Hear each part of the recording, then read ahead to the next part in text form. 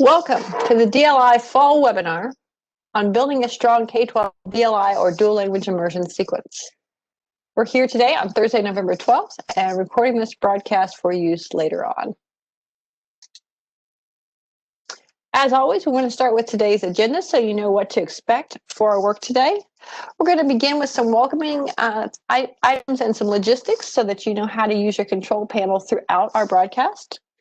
Then we're going to talk very specifically about building a K-12 DLI sequence, and you're going to get to learn from other districts across the state of North Carolina about how they've done that and how they're approaching that, particularly right now as we think about this school year, how the pandemic has impacted our instructional calendar, and what we're looking forward to as we continue on in the year with our graduating classes at all levels and moving on to the next stage of their lives. So we'll be hearing from Chatham County Schools. 3 folks are with us from their group. Then we'll have a brief interlude from some items from our NCDPI DLI team. And then we'll be hearing from Union County Public Schools. And again, we have 3 people from their group as well to share with us today. In the end, we'll also talk about some PD or professional development for DLI educators that you can access if you'd like. And then we'll finish up with questions and a wrap up at the end. You can always ask questions, though. You have a Q&A section of your control panel, which we'll look at here in a moment. So let's begin with some welcoming and logistics information. Our presenters for today, I told you there were a number of them, are here on the screen. So from Chatham County Schools that we'll be hearing from first, we have Kelly Batten, who's the Executive Director for Secondary Instruction. We also have Tripp Crayton, who's the principal at Jordan Matthews High School, and Chris Poston, the Executive Director of Elementary and Middle Grades Education. From Union County Public Schools, we have Andrea Barbosa, the DLI Instructional Coach, Jessica Garner, Director of College Readiness, and Donna Podgorny, the Dual Language Immersion Instructional Coach as well.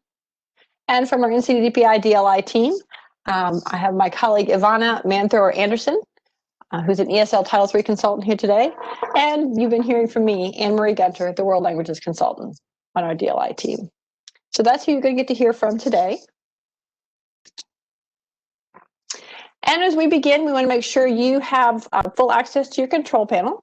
I think some of you are becoming quite skilled in these WebEx events that we use for our webinar software or platform this year. But we want to make sure you have that. Remember, WebEx is accessible online and via app, so you may be joining us from a computer or from a smart device. Either one is fine. Do make sure you have access to that. On the right-hand side, you should see a screenshot of probably what your control panel looks like with the slide emphasized, and then your control panel with the panelist who's currently speaking.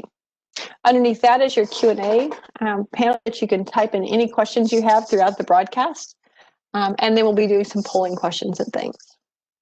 We are recording, and all participants are on mute to facilitate that. You'd be surprised how sensitive our microphones are, the noises they can pick up. And keep in mind that control panel on the side always displays, as I said, the host or speaker currently, the polling questions, if we do those, and a Q&A where you can type in. Also, you have buttons on the bottom of your screen, I'm highlighting them here, that will help you access the things you need. Your control panel may look a little bit different depending on what web browser or device you're on, but in general, that's what it looks like.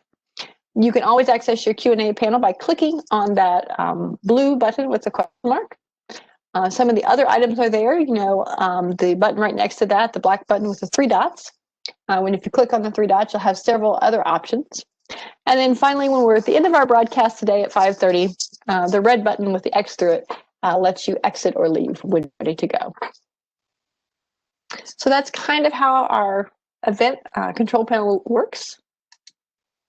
And we always like to start by finding out what you are after today. So why did you join the broadcast today? And you can check all that apply. This will come up in your control panel, so be ready for that. Was it that you wanted to access professional development for DLI? Maybe you wanted to earn 2 contact hours for license renewal. Maybe gather information to share with your program, your team, your school, or district. Perhaps you want to learn about resources for DLI programs, or maybe you need to ask a question about them, or maybe just wanted to connect with other educators across North Carolina and beyond. I'll go ahead and launch our poll, and you can tell us what your goals are for today, why you're here, what's your motivation to join us.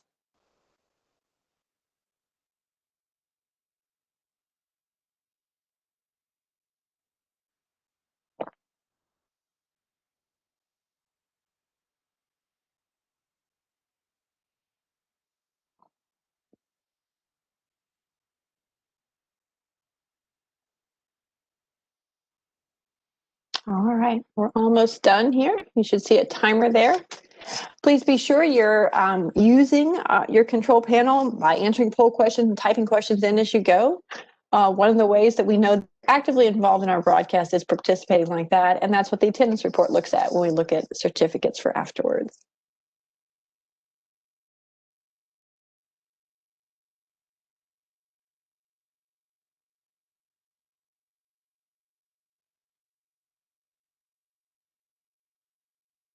All right, thank you for responding to our poll question. I will go ahead and share the results with you so that you can see them in your control panel. Let's see how everyone responded.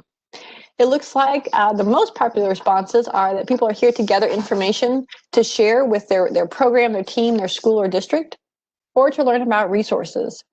And that's always an important reason to come and join with us, ask questions.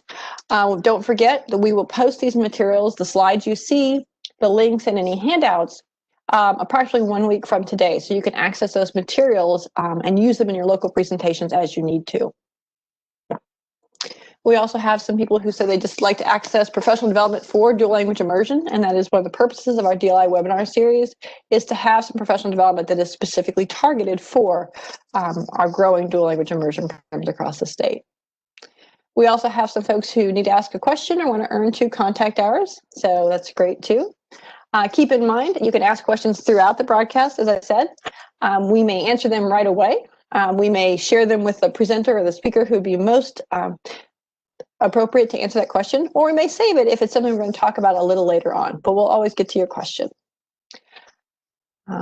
Also, if you are here to earn your contact hours, know that we use the attendance reports from this broadcast, and you should get that as an email attachment approximately 2 weeks from today's broadcast. All right, thanks so much for answering our poll question. Let's go ahead and move along. We're going to start out today with our guests from Chatham County Schools about building a K-12 DLI sequence. I told you a little bit about them. I'll let them go ahead and introduce themselves the way they want, and I'll also be sharing some links and things that you see that they've shared during their presentation. So I will turn it over to Kelly, Tripp, and Chris. Hey, good afternoon. Thank you, Anne-Marie. This is Kelly Batten, I'm Executive Director for Secondary Instruction and Career and Technical Education with Chatham County. I'll be stepping away to a neighboring webinar, but I'm going to rejoin back in, particularly for the Q&A portion if there's any discussion or questions related to our high school side. Now I'll pass the mic to my colleagues. First, Chris Poston as our district dual language coordinator. Thank you, Kelly. Good afternoon, everyone. As Kelly and Ms. Gunter mentioned, my name is Chris Poston. I'm the Director of Elementary and Middle Grades. I also have the opportunity to work with dual language, K-12 in our district. I'm happy to be here. Thank you guys for this opportunity to share about the great work that's happening in Chatham. And Mr. Crayton, our principal at Jordan Matthews.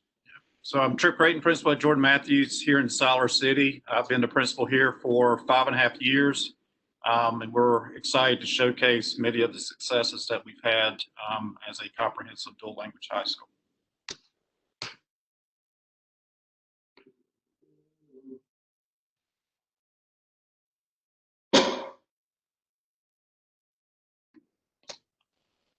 Mr. Poston, I think you're up.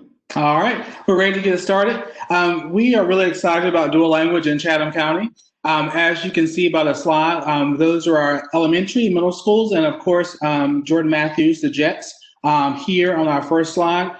Those schools all have a dual language program, and we'll talk more about the successes at each of those schools as we move along in our presentation.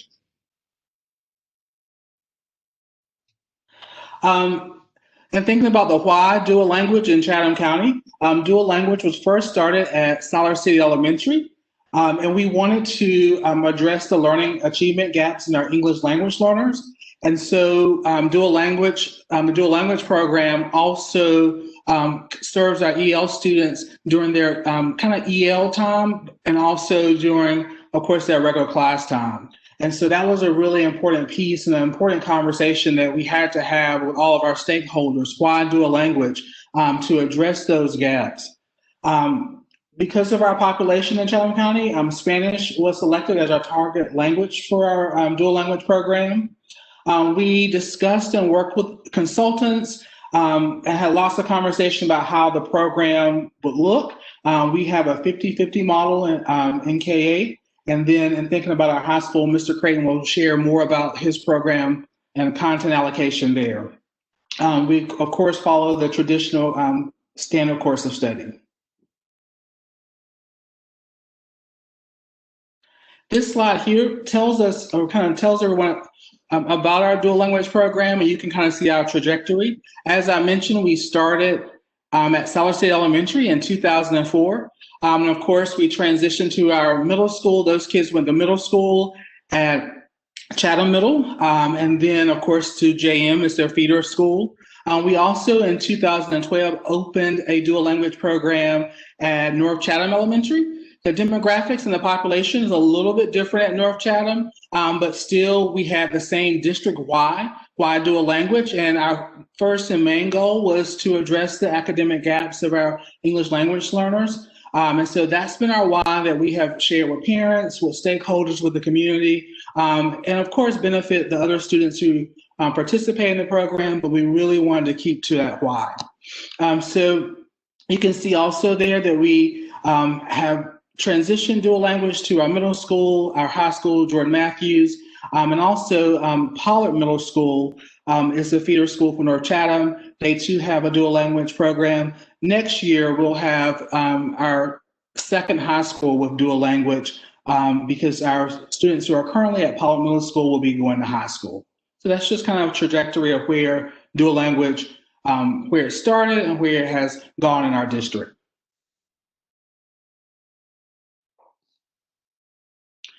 And thinking about our elementary school, this slide just kind of gives some numbers. We have about 947 students in elementary, about 190 students in middle school, 145 in high school.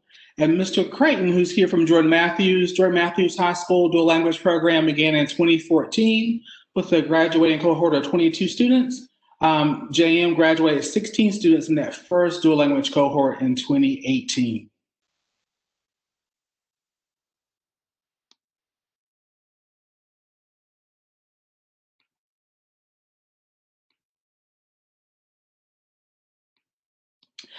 We have been really fortunate in Chatham County. We have worked really closely with the Center for Teaching for Biliteracy. And one of the things that they really encouraged us to do early on is to come up with a dual language mission. And so in this mission, and thinking about our EL students and the other students in our district who participate in dual language, this mission has really helped drive all that we do. It's been really important and have been thinking about PD and thinking about outreach.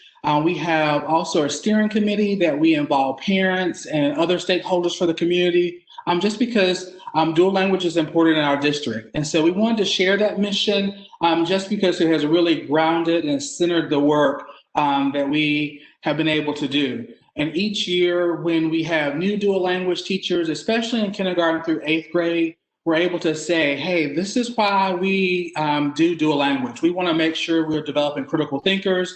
We want to make sure that the cultural piece is really, really important in all of our schools. And so we want to make sure that's communicated effectively.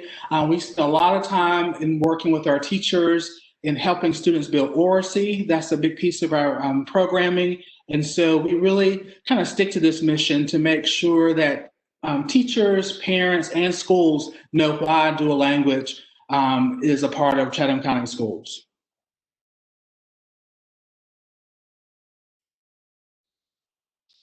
So here's our content allocation plan for kindergarten through 8th grade. and it's pretty self-explanatory. What I really want to highlight is that in kindergarten through second grade, we spent a lot of time in Spanish literacy. I mentioned oracy early on. Our teachers spent a lot of time early on building oracy with students. And so we'll show a picture of our biliteracy units, but that's a big piece. The Spanish literacy is a big piece of our early elementary, building that foundation for our students.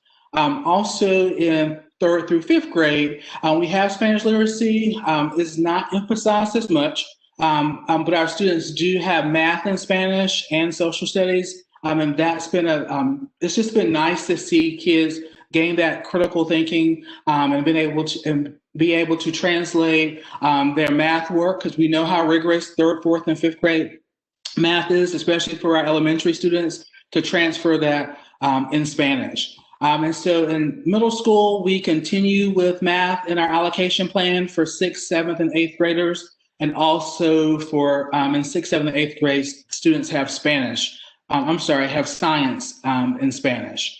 And I'll be really honest with everyone, it's been difficult in middle school to think about math. I think if we had to rewrite this, we would have gone down a different path, just because now, as you guys know, we have so many students in our middle schools who take advanced math early on. So we may have 6th graders, 7th graders, 8th graders taking Math 1, and we aren't always able to offer that in Spanish. And so in thinking about your content allocation plan, when we built this out, that wasn't a priority at that time. But now, honestly, we have students who opt out of Spanish in math in middle school so they can take a high level math like Math 1.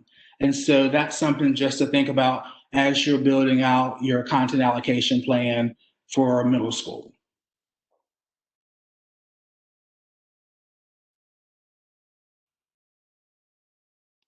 So here's some data, and it's feels old, but it's pretty recent, 2017, 2018. As you guys may know, oftentimes when our students start in dual language, we always receive questions from parents saying, oh, my child's a great reader. He, she, they're not reading on grade level. And we have to pause them to say, hey, remember your child is learning a lot of skills in Spanish and a lot of skills in English. They're learning congruently. English, learning how to read in English and Spanish, but we promise you by 5th grade, 6th grade, you will see gains, and your child will not only catch up with their English-speaking counterparts, but they'll oftentimes pass their English-speaking counterparts. And so the graph shows our dual language students in 3rd grade and 4th grade, and you'll see there they were lower performing than our students in our traditional students in non-dual language classes, but you can also see by 5th grade, 6th grade, our dual language students in reading outperform our students who are not in the dual language program. And so it's just a testament to all the unpacking of standards, the biliteracy, unit building that our teachers are committed to in dual language. And also we just know how learning a language early on, how that activates the brain and engages our students. And so we're really proud of the data, and we see it in both math and reading, but we oftentimes have to kind of talk parents off the ledge because early on in 3rd and 4th grade, they are concerned because their child may be a little bit behind, but we remind them that they are acquiring reading skills in 2 languages. And so that's just an important reminder. Similar data in math. What we have found in math is that unlike reading, in 3rd grade, 4th grade, our students typically perform higher, our dual language students typically perform higher in math overall. And that's been a trend. You see that 4th grade is a little bit lower, and that just, 4th grade math, I was an elementary school principal for a while. 4th grade math is sometimes just a conundrum. There's so many things, so many factors there, but typically our dual language math students outperform our non-dual language students, and our data proves that. Real quick, we have a question that probably needs to be answered right now as we're looking at data. David wants to know, are these DLI students all Heritage Spanish students, or does this include a mix of language backgrounds that you're talking about? Yeah, so it does include a mix at our elementary schools and middle schools, absolutely.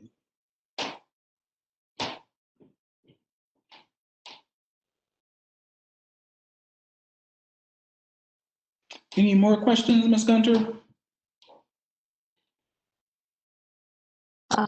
Not right now. That would have bearing on the data. So. Okay, thank you. And here's our science scores. Like I mentioned, science beginning in 3rd grade is taught in Spanish, and then in middle school, science is also taught in Spanish. And so our teachers work really hard in engaging our students, and so we're very proud of our how our students perform.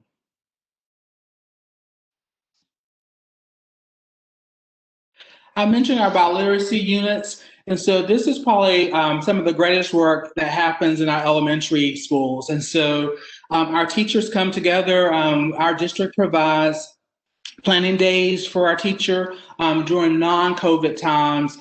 We met once a quarter, and we have 2 dual language elementary schools, and so those teachers work collaboratively. And as I mentioned, we have worked real closely for many years with the Center for Biliteracy. And so we have trained under them. We've gone to their professional development wherever it's been hosted. We've taken some folks to Chicago. They've come to North Carolina.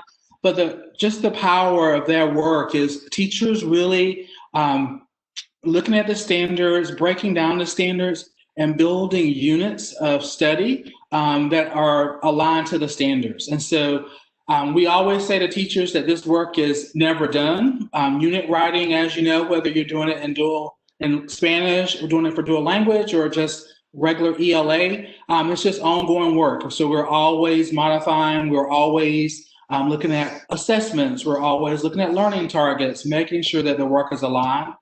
So we really accredit a lot of our growth for our 2 dual language elementary schools to this work that they do with the BUF units. And so they take their content allocation plan, they look at the standards, they pace it out, they decide what their priority standards are, and then they build their units. And the units are constantly being revised and being tweaked. And so it's just really great work. Our district has been fortunate that we have been able to provide those professional development days, but we also know that during the course of the school year is so busy, so we also provide time for teachers to collaborate and receive a stipend to work in the summertime. And that's been really helpful too.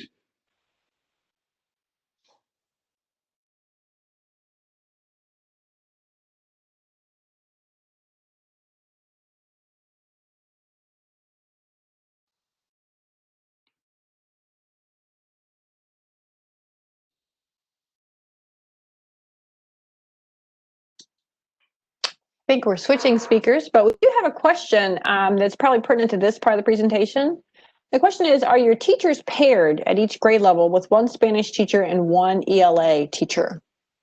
They are, for the most part, they are, absolutely. We do have some situations at our elementary school in Siler City, at Siler City Elementary, where we have 1 teacher who will do English for the first part of her day, maybe, and then Spanish for the second part. So we do have a couple of cases where we may have 1 teacher that's able to do both Spanish and English. But for the most part, they do have a partner. Absolutely. Good question. And here on this slide is just a closer view of the maps. And so I get really excited about this as a person who works in curriculum, where teachers really are drilling down to make sure all the standards are covered. And the nice thing about it is that connection. You see the lines drawn from science to social studies, from ELA to science, looking at really targeted opportunities to connect and to integrate. And I believe that's the part of the work that just excites the teachers, and that collaboration among grade levels then vertically, and then opportunities to collaborate between the two elementary schools in our district, it really has paid big dividends. So much so that our principals now who are not at our dual language schools are asking, hey, can we do some curriculum work similar to what dual language has done to impact student achievement?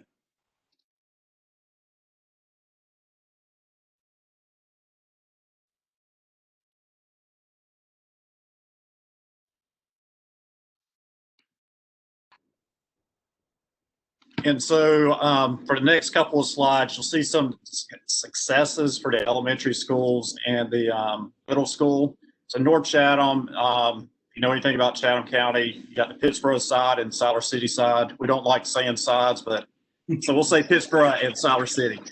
So North Chatham is on Pittsboro, and you can see some of the results that they've had there. And then if you'll click to the next slide, you will see our feeder pattern. So first, you can see Siler City Elementary, and they've done some amazing work over the last 3 to 4 years. And you can see how their scores have gone up from a low D all the way up to a C, and they were only 2 points away from a B. So we're really excited about the students who are getting ready to come to us in a few years. And then the next group is, the next slide would be Chatham Middle School. And Chatham Middle, you can see many of the similar results that has happened over at Siler City Elementary. And notice what our free and reduced lunch is, extremely high. And nonetheless, we don't use that as a reason for not seeing the success that we really are having involving many of our students. And so now I'll talk about the part that I'm most comfortable with, and that will be the high school level. So we're cutting short on time. So first off, one thing we're really excited about is that the last time we had test scores, we were the only school in the district, high school wise, including charter schools, that exceeded growth. So we always like to look at data across our entire district. So that's something we're really excited about. And the thing I'm going to bring up now will be the biliteracy seals and the global endorsement, because I know that's a big part of today's session.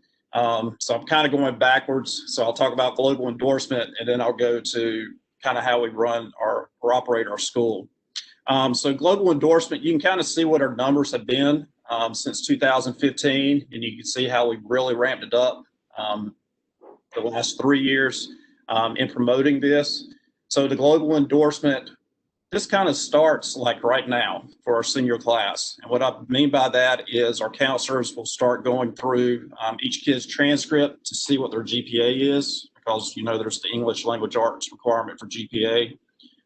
They will do this in conjunction with our ESL coordinator and dual language coordinator, because we want getting every single kid, not only in dual language, the kids who have still been in the United States or been with us since day one, meaning since kindergarten, and we want to make sure that we're hitting every student possible to give them the opportunity to get this global endorsement.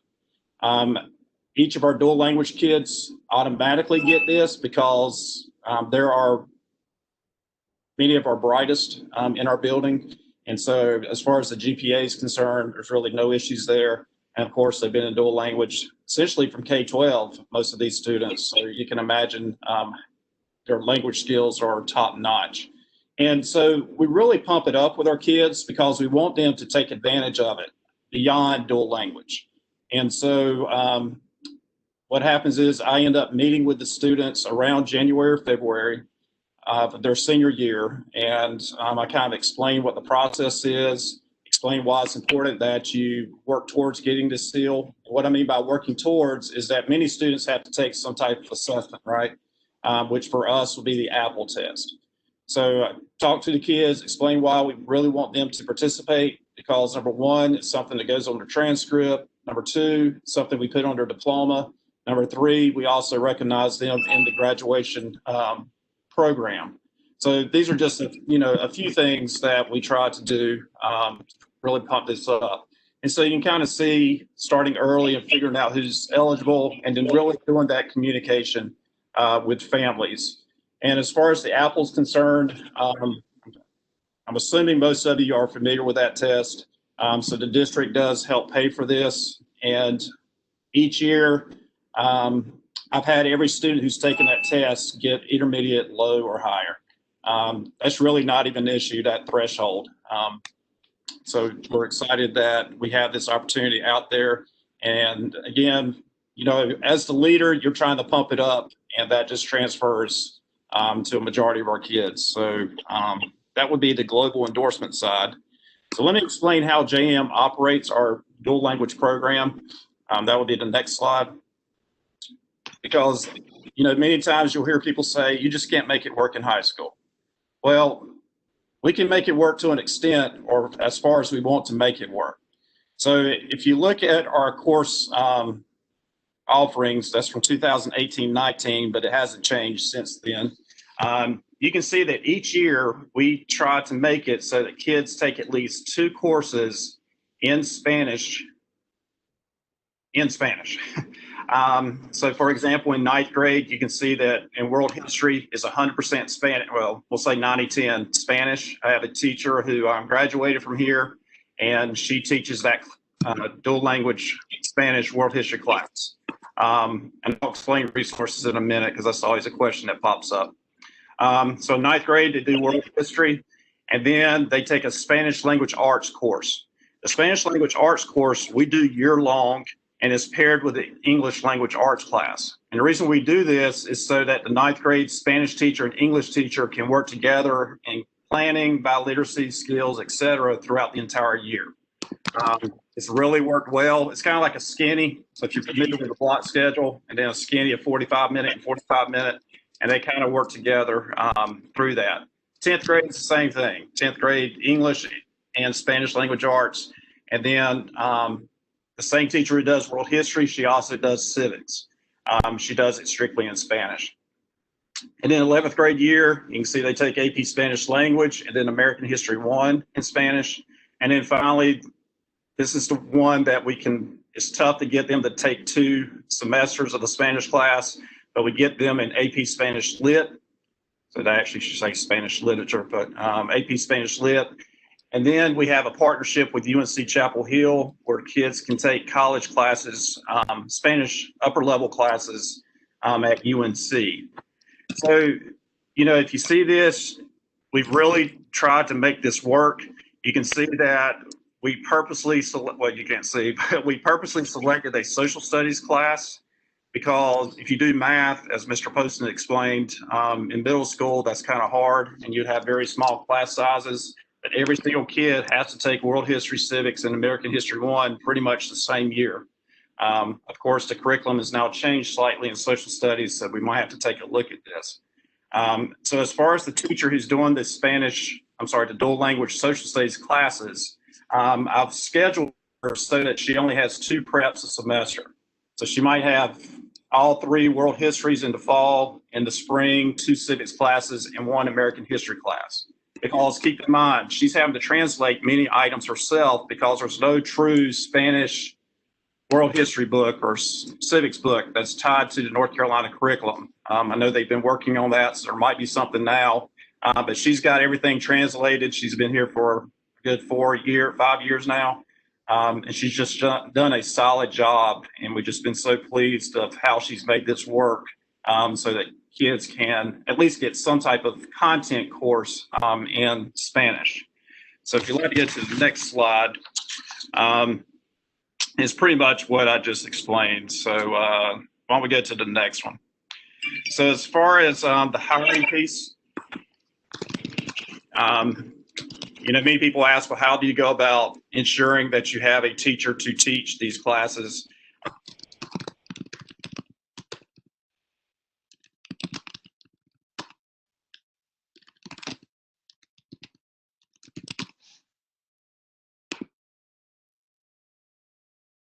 So, you know, the downside of that is they're with us for 5 years and then they leave us. But nonetheless, you know, we try to ensure that the participate teachers create the curriculum, keep the curriculum updated. So then once we get a new teacher to come on board, it's already there, and we try to make it a smooth transition for them. Of course, that's also a downside, participate in EPI. We enjoy having them. We just hate that they have to leave us after 5 years. The PD, as Mr. Poston's already brought up, is extremely huge. And we've just been very fortunate that our high school teachers have been able to take advantage of the PD from Melody Wharton. Additionally, there is a instructional coach that our county has. And for us, we have that assigned to our new teachers, international teachers who might come on campus. And this coach just works with them on curriculum, you know, how to make it through the United States, et cetera. It's just been a solid addition from the county. And so then the final slides, you'll see a picture of our first graduating dual language cohort. And we do a special ceremony for our dual language kids when they're graduating. And you can see that we do honor cords. It's funny how many cords kids love to have or get the opportunity to get. So we decided to make it a little bit special. So have a special ceremony for them and then have the honor cord. And then the next page, we've just been very fortunate that a couple of our dual language students have been recognized nationally. So one here is we have a dreamer student who got a full ride to Christian Brothers University. And this will be the first time that her parents and herself have been outside of the North Carolina other than, you know, coming to us from another country. And they had never visited a college or university. The parents were hesitant on sending their child there. But Mrs. Greenberg, who serves as our dual language coordinator, she really pumped it up. And they all did a visit together with Ms. Breedenberg to that college and to kind of see it in action. So it's just a huge success story to have her go there. And then as far as recognizing nationally, we've been fortunate that a couple of our students have been selected to read at La Cosecha, the DL Immersion conference in New Mexico. So we've had that. But our shining moment was the next slide. And I know some of you have heard this story half a dozen times, but we had two students, dual language students, who were co-valedictorians together. And so both of them did the valedictorian speech together. And you'll notice that one went to Duke on a full ride, and then one went to UNC Charlotte on a full ride. One was a U.S. citizen, one was not. And so it's just incredible to hear their speech. I don't know if DPI still has it on the DL page, but it's on our website as well. But it's just incredible to hear them Spanish, English, going back and forth. And you would think they were best friends since birth. So it's just one of those success stories that we've had. And if you click on the next page, you will, and I know this will as well, but you'll be able to get a sense of the valedictorian speech. And also Ms. Greenberg has created a program description from YouTube, a video that you can watch on YouTube that kind of explains all that. Pretty much everything I've already explained to you. And I think because of time, I'll be quiet for the final two slides. One of them is just about an administrator view of building. And then the last one's just a bunch of resources that we use here at JM that you might find valuable. So just because of time, I won't go through that. Actually, we do have a lot of time, and I think some of the things on this slide might answer some of the questions that are in the questions box. So please go ahead and take a moment. Okay, all right.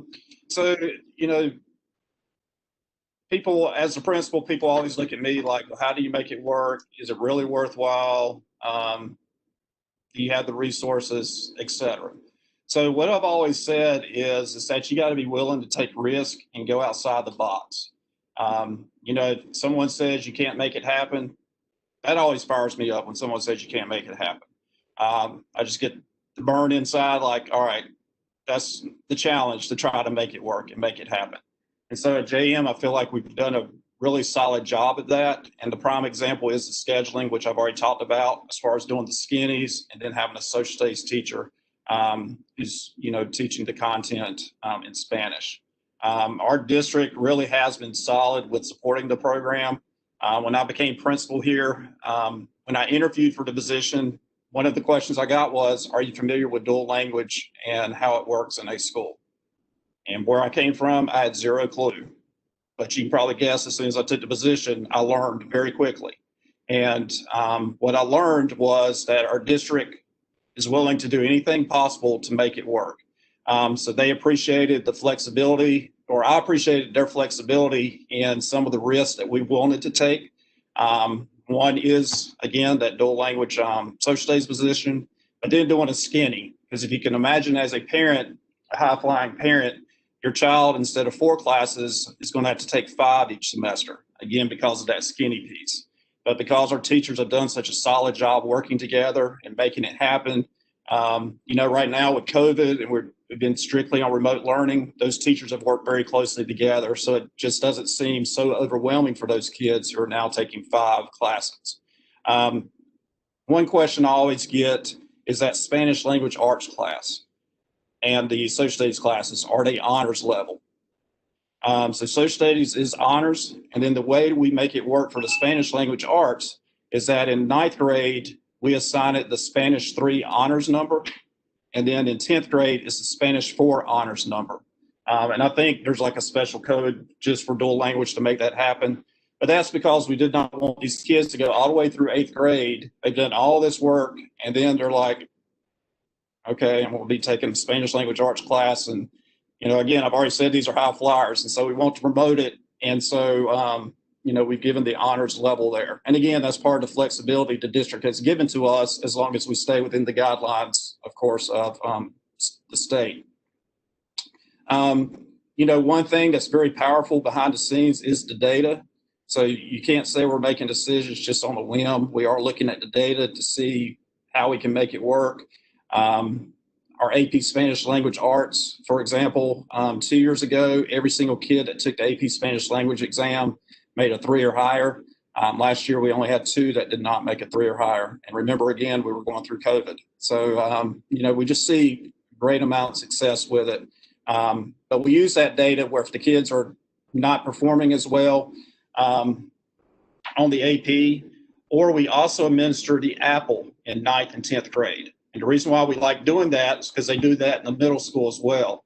So we can see the data to see where our kids might be struggling. Is it in writing or is it in listening? And so what happens is when we get the data from the middle school, the 9th grade teachers, they look at it and try to make a decision on what are some things to work towards. And then when the kids move into 10th grade teachers see the 9th grade data. So you can see we're making data to make some of our decisions. Now, honestly, some things just won't work. And you just got to realize it was a bust and you try something different. So before I became principal, they did math for dual language. And they just, it's just easy to choose a teacher who spoke Spanish and who was willing to teach dual language math. And then when I came on board and looked at the data, when you had 7 or 10, it just didn't add up. Where in world history, for example, she has class sizes of 27 to 29. But, nonetheless, you just got to make sure that you're willing to take that risk. Because, again, if it's a bust, what else? Just try something else. And then the final thing I'll just mention is that I listen to my staff and listen to my teachers. I mean, they're the experts when it comes to the curriculum and to the standards. I think I do a pretty decent job with the management side and, making such things, such as scheduling work and kind of leading them, to the next level and high expectations. But they're the ones who say, Mr. Crayton, we need this. We need some more AP books. We need some supplemental books. We want them to read over the summer. Can you get some books? All they got to do is ask. And if the district can't cover the cost, then I try to figure out ways I can make it work within our budget. So again, it's just one of those things where I just definitely do not want to, have them feel like that I'm putting a roadblock on everything. And so a big part of it is listening to your staff and realizing that's a team, not just a one person show. Okay. Well, you've answered a number of questions that are in the questions box.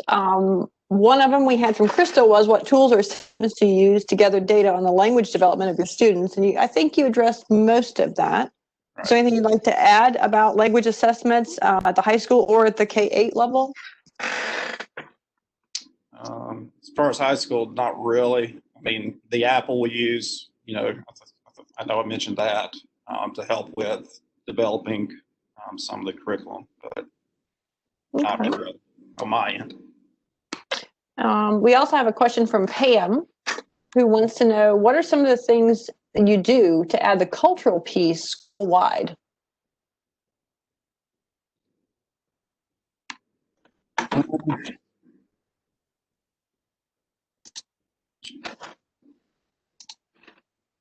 So I think for the culture, read the question one more time. I want to make sure I address it right. Please. Sure. What are some of the things you do to add the cultural piece school-wide? So that's probably something we need to do a better job on. So our teachers, their junior year, senior year, we do some community service out in the community, community service in the community. Our dual language teachers have our dual language kids help translate at various events that we have, not only on our campus, but feeder patterns schools. So that way, you know, not only does it give our kids some practice on the Spanish language and communicating with other stakeholders, but in addition, it also promotes our program and, you know, the great things that we have going on. And of course, you know, as an elementary kid, if you've got a high school kid reading, you know, reading something to you or reading a story or just checking in on you, you know, that goes a long way. And so, you know, I think that's something that's really helped the culture here, just in general, in the Siler City area, that, you know, people really see highly on us when it comes to this program.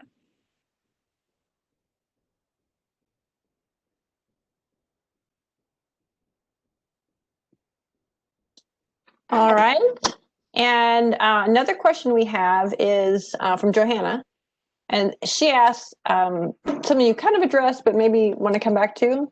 If you could go back and redo how you do your K-12 sequence, would you do science and social studies in Spanish? Would you totally forego math at all levels? Or what changes would you make if you could redo it? I think we will definitely, in thinking about K-8, and Mr. Crayton can speak to 9-12, but I definitely think we would look at not having math in Spanish in middle school. Just teachers, math teachers are hard to find. Math teachers who teach math in Spanish is, well, that's hard, that's a challenge. But also what's been really hard over the last couple of years, we've had so many students, and it's a good problem to have, who are ready to take Math 1 in 7th and 8th grade, and just we're not able to offer Math 1 in Spanish. And so, so we really have talked about how we can begin to switch that content allocation plan in our middle schools, just because we don't want students to have to choose between taking an advanced math course in middle school or being in the dual language program.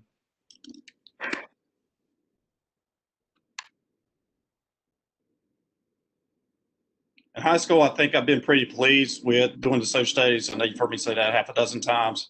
The other thing is, and I should have mentioned, we really did not want to, you know, have many other Spanish content courses, because we did not want the kids to feel like they had to do this program all through high school. We wanted them to venture out and do other electives and programs, you know, like band, fine arts, CTE type classes. And so that's why, you know, we're pretty comfortable with how we have it set up now, where, you know, kids have 2 classes, Spanish classes per year.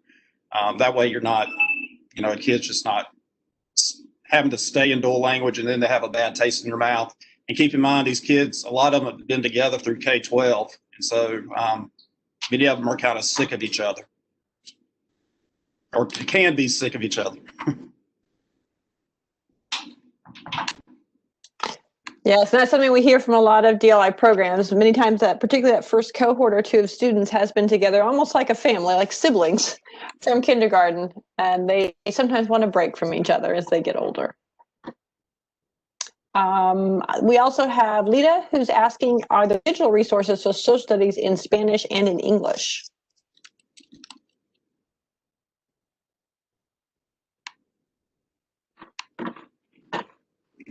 Is this for high school or K-8 I think for K-12 overall. overall?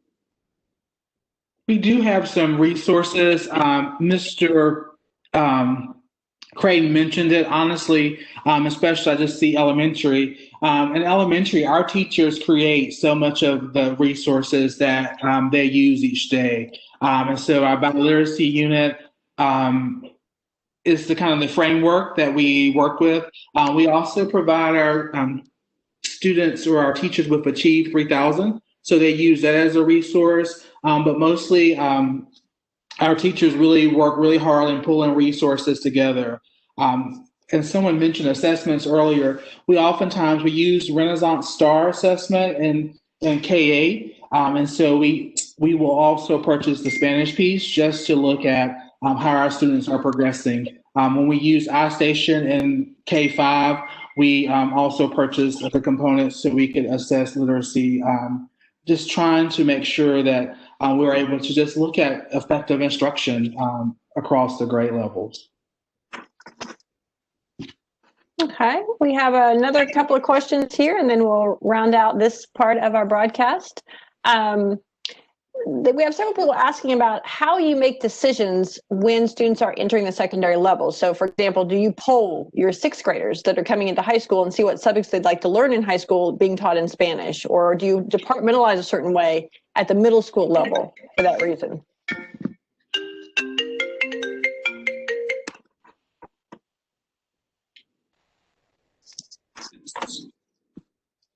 I'm sorry about that. I'm looking at that question. And so in high school, our middle school, and Mr. Crayton can speak to high school, our middle school kids are blocked in math and science. And so that's the track that they follow throughout our middle school, if I'm understanding that question correctly.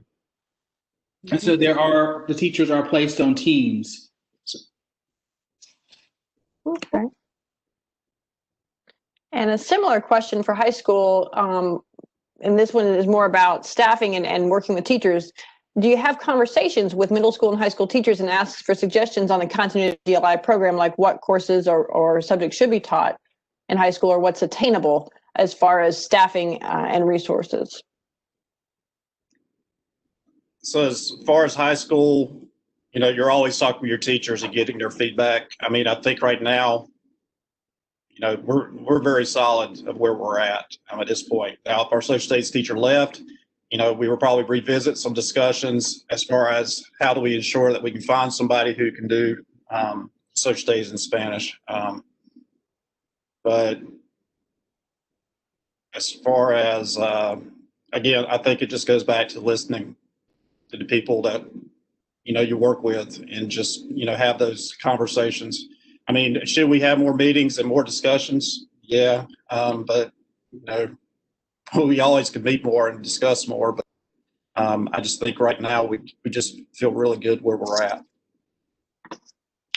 Great. And Chatham County Schools has provided a number of resources here on this slide. I also have been putting into our Q&A so that everyone can access them, links to things like the class of 2018 graduation video and the valedictorian speech, as well as a description of their DLI programs at the high school. And of course, you also have the information early on about their main webpage, about all of their dual language immersion programs. So all of that, of course, will also be shared with the slide deck and so forth afterwards. But these are some of the resources that they use. You heard them mention different parts of these for different types of reasons. And I'm taking one last look at the question box to make sure we got everything.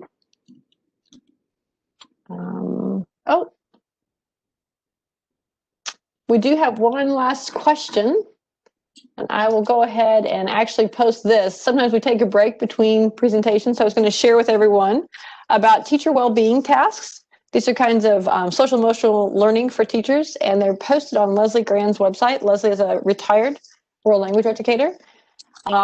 So one thing to do right now, which is our teacher well-being task number 8, is to commit to get up and dance today. We've been broadcasting for about an hour. So if you want to get up and dance where you're sitting or have been sitting, that might be a good way to take a break as we finish out this last question here. And this is for K-12 again. We've got a general question for teachers and probably for students too. What books for summer reading or for teacher PD have you enjoyed in your district?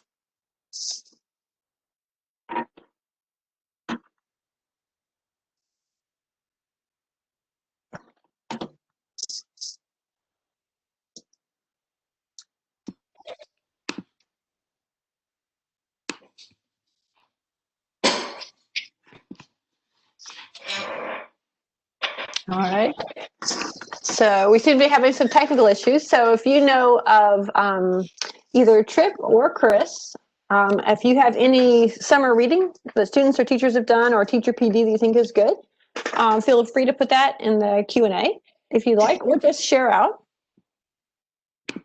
Also, if you want to, as a participant, you can go ahead and type that information in the Q&A box and I will read it out loud. So books that are good to read for teacher PD or summer reading.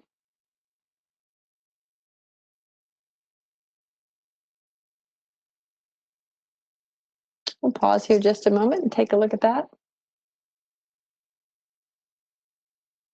All right, Emily has said that she likes the book Transforming Secondary Education, Middle and High School Dual Language Immersion Programs. That is, by the way, the latest book in the what we call the Thomas and Collier series. It's the 5th book in their series, and it does focus very exclusively on secondary education in DLI programs.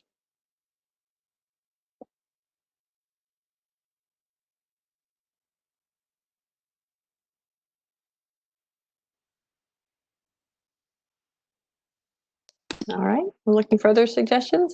We do have one more question too. Victoria wants to know, how do I get the links that were on the previous slide? Some of them, Victoria, have been shared already in our Q&A, so they're out there.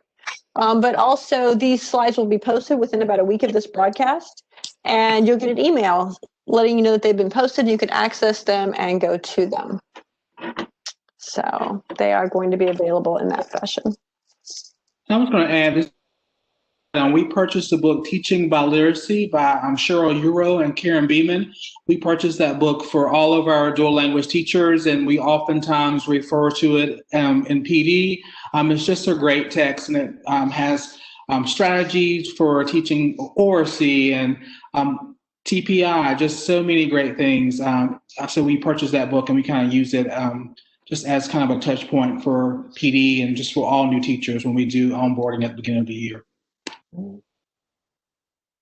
And I went back to that slide of resources. The Teaching for Biliteracy is one of the main links that they have provided today as part of their presentation.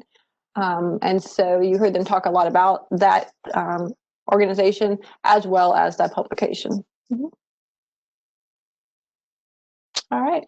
Well, thank you so much to Chatham County and particularly to Chris Poston and Tripp Crayton, who joined us and shared all that they're doing K-12. We really appreciate you sharing your experience and expertise and the things that you've learned along the way. I hope you're able to see in our Q&A box all the thank yous you're getting from folks who are on the line today.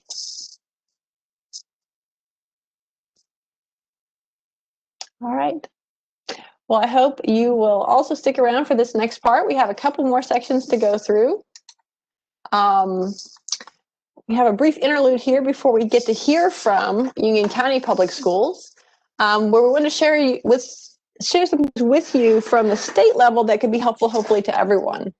Because we're talking about how to build a good K-12 DLI sequence, we wanted to also talk to you about documenting a K-12 DLI sequence and students in the program. So most of you know that we have our DLI in North Carolina directory, where we list all the programs. We update that every year. Currently, we have the 2020-2021 update survey out. You can see it on that bit.ly link, and I'll put it in the chat box as well so you can access it. But this will take you to a way to update that and to take a look at our directory to make sure that everything for your school and DLI program is up to date and accurate. All right. Give me just a moment. And again, I'm just going to put those links into our chat box so everybody can access them. Our updates are due by next Friday, November 20th. And that is a way that we also network with each other and get speakers like for our webinars today, because when we see that we have a district growing and building programs, we look for them to share that with others so that all of us can learn, and so that they can talk to you about sort of their lessons learned. So that's another reason for our directory. We also want to touch base with you about some of the things that they spoke on that we are really trying to make sure there are state resources for. One of those is this new North Carolina World Language Bridging document. We have these for all world language programs, but specifically we have a K-12 DLI bridging document. And this kind of goes along with that literacy sequence they talked about, you know, Spanish language arts that you heard about quite extensively.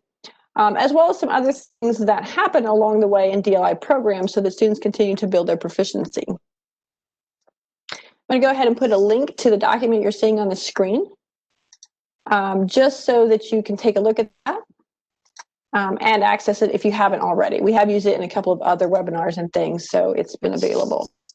But basically in this bridging document, we have a space for all courses K-12. And so you see this first one, the first sheet is the K-2, the early elementary. And one of the things that they talked about from Chatham County, but we wanted to emphasize, is that we do in fact have course codes that align to our standard course of studying world languages for the DLI program language. And so this is where students are building proficiency in reading, writing, et cetera, as part of their program. And so those proficiency outcome expectations are attached to those, and you can see that there are course codes specifically for that as a way to document how many students you have taking, you know, kindergarten, grade 1 or grade 2 DLI literacy courses. I've just shown you a screenshot of the Spanish ones as an example, but this is kind of what we have and what we'd like to see people use more often in order for us to really document and show in our data how dual language immersion is growing across North Carolina. Likewise, for grades 3 to 5, of course, DLI literacy or Spanish language arts or some sort of program language arts continues. And we also have course codes for that.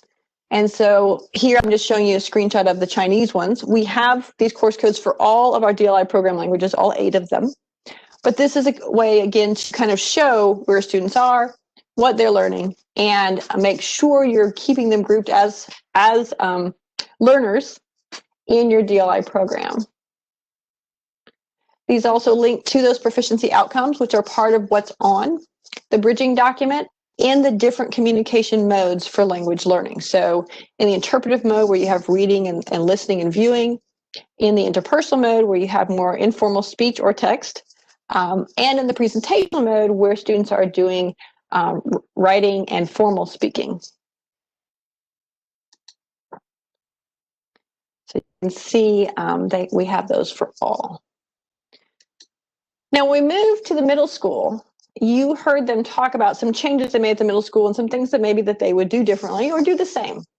And when it comes to language continuation, one of the things that a lot of our DLI programs do is they use the Heritage Language Program sequence. So they switch to high school credit courses for middle school students, because we know our middle school students can earn high school credit in a variety of subjects, including world languages. And note here that for our Heritage Language programs, those are courses specifically designed to help either native speakers of a language or someone who comes from a background where the language is used, like an immersion experience, a dual language immersion experience, formally, or maybe even an informal experience. And so here we have sort of a screenshot of how those courses work.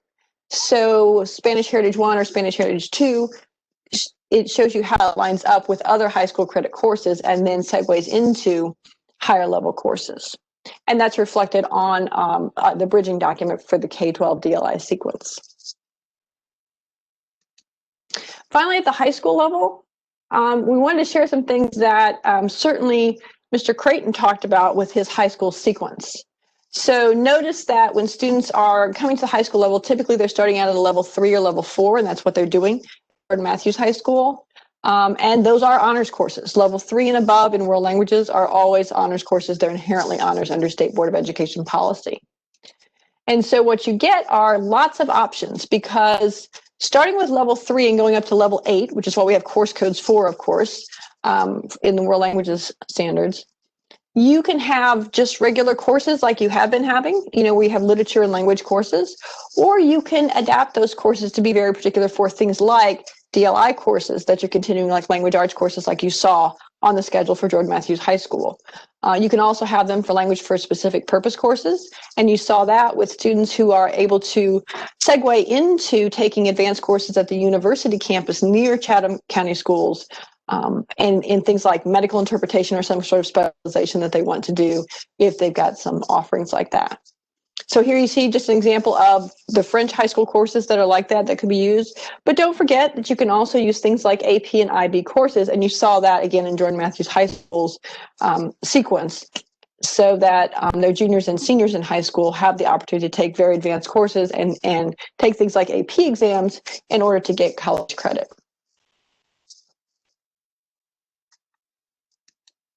So that's just a quick overview. A lot of those things that I've just looked at are available on our DLI Google site. You see there, that's at bit.ly/ncdli site. Under the resources tab, there's a whole section on curriculum support with the K-12 Standards Curriculum and Instruction group. You've probably seen this before, and I just want to point out that under that K-12 Standard Course of Study section, there's a button for world languages, and so you can take those links to the different languages and see those course codes and that sort of sequence that we've just talked about, both from the standpoint of state course codes, but also from the practical standpoint of a K-12 sequence like they have in Chatham County schools. So that's there.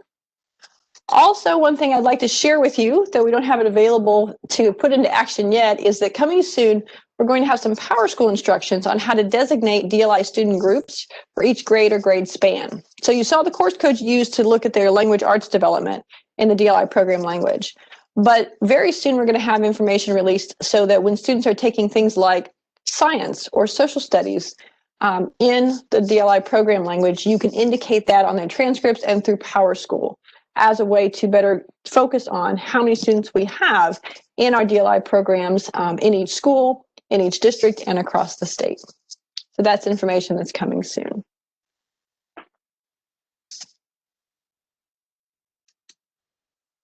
All right, I'm going to take a little break, check and make sure we've answered all the questions. And give you another teacher well-being task. This is a current one that says plan to appreciate or create art today. That's something to consider as we work through everything that goes on in an educator's day. All right, I'm going to go ahead and take a look in the questions box to see if we have any additional questions about that.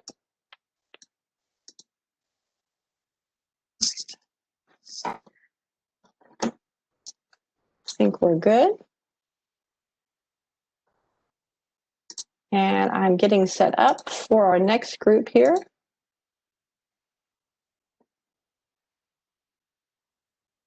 Of presenters. All right. Let's go ahead then and move on to our next guest speakers coming to us from Union County Public Schools. And they're going to be talking to us about building a virtual academy. Today we have several people with us. We know Andrea Barbosa, Jessica Garner, and Donna Podgorny have contributed to this presentation and are here to share with you today. So I will go ahead and turn it over to them so they can introduce themselves more thoroughly and then share with you about their virtual academy. Well, good afternoon. This is Jessica Garner. Unfortunately, Miss Barbosa is not with us this afternoon. She's not feeling well today, so we gave her a pass. But my title is Director of College Readiness, but I also work with all of our dual language immersion programs. And Donna Podgorny is also with us as a DLI instructional coach. So there are our pictures. And I'm just going to go ahead and jump in. And Donna and I are going to kind of go back and forth and just share a little bit about this journey into building a virtual academy for dual language immersion. So if you want to go to the next slide. Just real quickly, we wanted to give a brief history of our elementary school programs to kind of give you some background as to why we're here and how we're here. We have 20 different schools with dual language immersion programs. 14 of those are elementary. 12 of those 14 are in Spanish. And so as you can see, we've kind of got two different groups. Well, it sort of looks like two different groups. We had the early adopters in 2012. We added 2 more schools the following year. And then really the bulk of our schools came on in 2014, 2015. We had kind of built this group of 9 full immersion programs. They were mostly considered one way, where all of the students were native English speakers learning another language, either Spanish or Mandarin. And we had a couple of years where we didn't start any new programs. Fast forward to 2017, and since then we've started 5 new programs, and all of these, the purpose for starting those was a little bit different.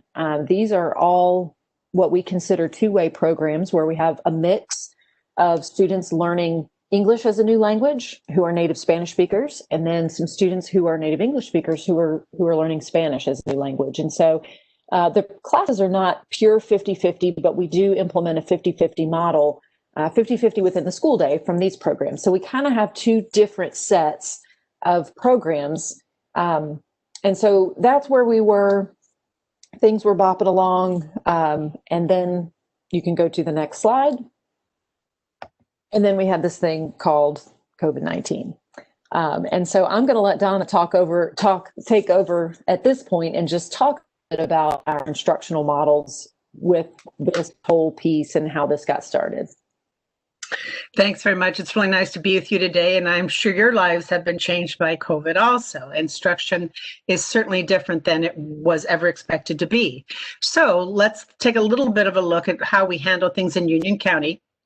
And we have basically been in 3 phases. We started with August 17th. We opened with students going face-to-face at the elementary level 1 day out of 4. And Friday was a remote day. Parents could choose that option, or parents could choose that their students did not go to school at all from grades K through 12. And as you may notice, there's a little bit of a gap there. What are we going to do with students in immersion programs? We did not have any type of a fully immersion, a virtual academy starting in August 17th. Okay, so at that time, if students were going to school face-to-face, their teachers in the elementary school were handling those at home, either simultaneously through some type of live streaming, or everybody was watching videos and handling things independently. It depended upon the school how they were handling those students who were staying at home. You might have been the teacher who was at school with 6 children on a given day of the week, and the other 18 or so were at home, and some of those 18 might not come to school at all. So that started on August 17th, and our K-5 plan was different than our high school plan. As time went on, you'll see that September 29th, we switched to kind of like a 50-50 plan, where 2 days out of the week, students now went to school, and 2 days of the week they were staying home, and Friday once again was remote. And this was again the option, and teachers now were pretty much into teaching with a lot more live streaming. They'd learned a lot more tech tools. Parents and students were getting used to accessing online instruction. We were rolling out Canvas. It was being used more and more in depth by more parents and students. There's a huge learning curve going on here during this second section that we have here in the green. And that started in September 29th. And as you may recall, soon after that, the governor announced that children in grades K-5 could go to school face-to-face all days. It could be a plan A. And so Union County had a school board meeting, and it was decided that October 26th, we would start this new type of instruction for our elementary students, where those who wanted their children to go to school every day face-to-face could do so. So that was our plan A, students going to school 4 days a week with their teacher present. And now that meant that if you did not want your child going to school as a student in person face-to-face, that you needed to choose a fully virtual option. So you'll see down there in Plan D, grades K-12 have all remote learning. And so this was something very big for our county, especially in terms of DLI. As you can imagine, we're a large district, And so we had a lot of local decisions per school as to how to handle the given a quantity of virtual students they have. And so a given elementary school would have virtual teachers for grade 2, or maybe in the middle of school, there's enough science students in grade 6 that they need a virtual teacher dedicated exclusively to them. But at this point, we needed to have a plan for what to do with our students who were in immersion programs. And we'll explain in a minute that this is just our Spanish immersion programs because we do have Mandarin immersion.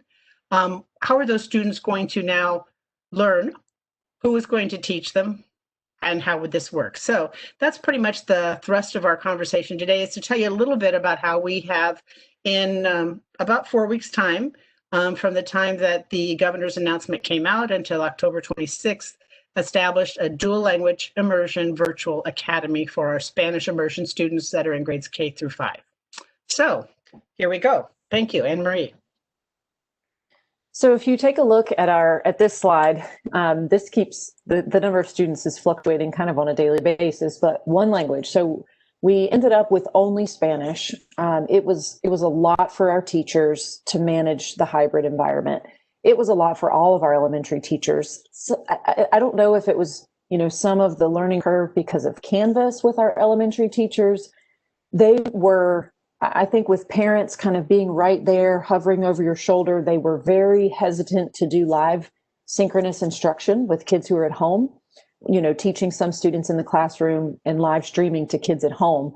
That's pretty common in our district for middle and high school teachers, but it was not real common in elementary school. So our teachers found themselves pre-recording videos and just, spending hours and hours and hours of time planning for 2 different modalities. And so that was taking its toll. For our Mandarin immersion teachers, they have kind of gotten comfortable with the idea of some live streaming with the students who are at home. And honestly, from a staffing perspective, with the presidential proclamation that we have had in place, not being able to bring teachers here from out of the country, we're actually, as a district, currently waiting on 9 teachers to come into the country that we hired last spring, who have still not had visas approved. In fact, we found we've had some denied, that we're working on things. So even with this injunction, it's been challenging to get teachers into the country. And so, we were already a little bit understaffed on our Mandarin side. There was just no way to do it. So we ended up with Spanish as our language. It is bringing students together from 12 different elementary schools, which has been interesting. And as you saw in that history slide that I talked a little bit about, one of the reasons I wanted to share that with you is just to make the point that we really had 2 different groups of students. We had 2 different models of immersion going on in our district. And so bringing this together as one big DLI virtual academy with 151 students meant that we had to pick a model, because we had some students in a one-way program with full immersion, kindergarten and first grade, no English instruction at all other than their specials, kind of related arts classes. And then these other 5 schools that are 50-50, and there's a partnership, and there's a Spanish and an English teacher working together. So because we had 2 different models, we knew that we would have to pick one to bring this group together. And we made the decision to go to a 50-50 model, mostly because of staffing. We did not have enough teachers to staff this model. And we did end up with 9 teachers. And if you'll go to the next slide, I'm going to talk through this and then turn it over to Donna to talk about the delivery and the parents a little bit. But we ended up with 9 teachers, and I'll kind of tell you how that works. So every grade level has a Spanish and an English component to it. These are our teachers on the first day, the 9 of them. One of them was working. She was at home. I went and visited all of them on the very first day of our virtual academy. They all look very happy. It was very stressful, and these are amazing individuals. I just cannot even tell you how hard they worked to get their classrooms up and running. For most of them, these were new partnerships between English and Spanish. So that piece was challenging. But what we essentially did, because we have a co-teacher model in Union County where every one of our elementary schools gets one co-teacher for the purpose of really learning about our instructional system the first year they're here in the country. And so, learning about the instructional system, learning our curriculum, becoming comfortable with teaching and learning in the U.S., acclimating, all of those pieces. And in addition, supporting the students who are in our kindergarten and first grade classes in the target language. So because most of the teachers that we're missing who have not yet arrived in the country, we're going to be filling those co-teacher positions. We happen to get lucky and have 3 co-teachers for whatever reason who are still here, who did not move into a lead teaching position. Their schools did not expand enough or didn't have people leaving, and so they were going to be in a co-teaching role again. And we felt that because the other schools didn't have a co-teacher, those 3, we said, well, we really need these teachers at the district level to help us out. So we pulled those 3 co-teachers into the program. And then as we looked at our numbers, we had an application period for this that was aligned to the virtual academy for the district level. We actually had an elementary school, a primary school, that had 2 teachers per grade level. And during this coronavirus, a lot of parents moved out of the district. They decided to homeschool their children or go to private school. So our numbers at that school were already down a little bit. And then for whatever reason, that school had a very high number of students from kindergarten and second grade that chose the virtual academy. So we were actually able to collapse 2 kindergarten classes into 1 face-to-face and use the other teacher in our virtual academy. And we did the same thing with second grade. 2 of our English language arts teachers, because of the shifting in the numbers and things like that, I really made a case to our human resources department, and they let us incorporate those teachers into our virtual academy. And then 2 of our other teachers, the one who's right in the middle and the one whose Bitmoji you see, the one with the Bitmoji, she's a part-time teacher, and her partner was one of those 2 teachers. He was the second grade teacher right above her, and he went fully virtual. And so that left an opening in her schedule. So she decided we convinced her to continue partnering with him. And so she's teaching the English component of that. And then we were allowed to hire a part-time teacher. So some of our grade levels are a true 50-50 split, where an English teacher teaches for half of the day and the Spanish teacher teaches for half of the day. And Donna will talk about that in a minute. But some of our teachers are Spanish teachers who are doing part of their content in English. So the resources will be in English. And we felt that we had to stay true to that model because we advertised it with our parents. Before we knew exactly who our staff was going to be, we announced it as a 50-50 model. So we've been real careful to say that it's not a true 50-50 split from time, but from content area. So a couple of our Spanish teachers are teaching science and social studies in English, and you'll hear a little bit about that. They've had a lot of professional development, kind of last minute, how do we use Canvas? What's the best way to do this? Let's get together. We've purchased some resources for them, some additional resources, which we will talk about. And then one of the things that has happened across our immersion program as a byproduct that I think has actually been a great benefit that's come from COVID, you always got to find the silver lining.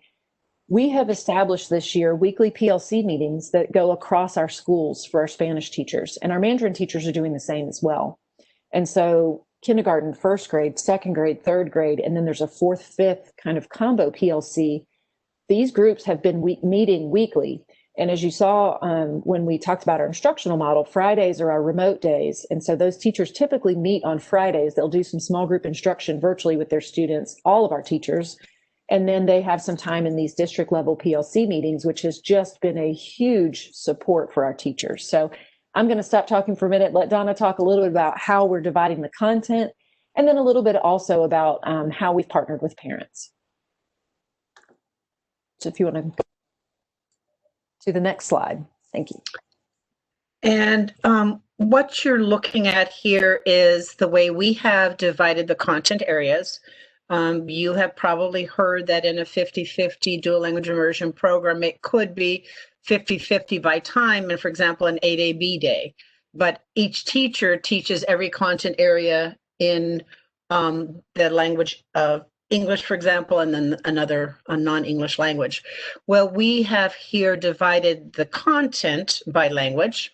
And so you can see that we have English is doing language arts. We're actually doing language arts in both languages. And I'll mention a little bit about how they share that. And in our district, the units of science and social studies alternate. No child has science and social studies on the same day. So a student would either be having a science unit or a social studies unit. And we chose that math would be the content area that would also be taught in Spanish. And this is very common in our other 50-50 programs that we've started. We're very familiar with this split. One thing that's interesting is that the language arts teachers in English and Spanish, whether it's this 50-50 model or our face-to-face model, it requires a lot of collaboration. So it's very important that they're looking at the standards and planning together. And in Union County, we have a very strong support from our curriculum staff that's developed units of study. We use the Readers Writers Workshop model, mostly from Lucy Calkins. And so we're following the state standards, and there's a pacing per unit. And so these teachers are creating resources to match the standards. We are not a district that uses a basal reader for English or for Spanish. And that gives us a lot of flexibility as how the teachers can work together in these two languages. It might be that one teacher consistently does the mini lessons, or the mini lessons might alternate. It could be that one teacher consistently does the read alouds, or those alternate. Because of the differences between Spanish and English, obviously the word study element of language arts needs to be handled separately by each teacher. And then writing, some of the concepts of how to write and what to write are concepts that are shared, and one person can explain that lesson, but then of course you need to write in your own language and figure out the spelling and the punctuation that matches the language of instruction. Math is a subject that takes more time to instruct in the way we have our model set up than science or social studies, and so that means that we need to embed a lot of language lessons into our math instruction because we have less time for Spanish language arts than we do for English language arts. And so this model is very important. It's been pretty amazing that, given that we're not seeing each other in person much, we're not having face-to-face staff meetings, we're doing so much online, everybody's grown in their digital skills in terms of how to plan online, how to meet online, have Zoom meetings, and to figure out who's teaching what. And when you go in and visit these classes, it's just really incredible to see how much teachers are learning, how much better they're getting.